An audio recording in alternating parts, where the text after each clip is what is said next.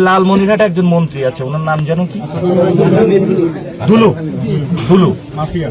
উনি একজন মাফিয়া, এই যে জনগণে বলতেছে। তো উনি যখন এখানে থাকে, ওনার দায়িত্ব এবং কর্তব্যবোধের জায়গা হলো উনার জেলার সীমান্তবর্তী মানুষগুলোকে নিরাপদ করা। উনি কি আপনাদের দেখতে আসছে?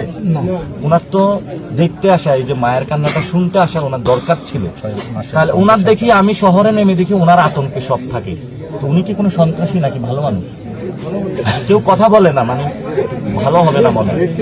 তো এখন এরা ছত্রছায়া পাচ্ছে কোথায়? এরা ছত্রছায়া পাচ্ছে হলো উপরের থেকে। আমরা বারবার এগুলো বলে আসতেছি। আমরা ইনশাল্লাহ বাংলাদেশের সীমান্তকে শক্তিশালী করতে চাই।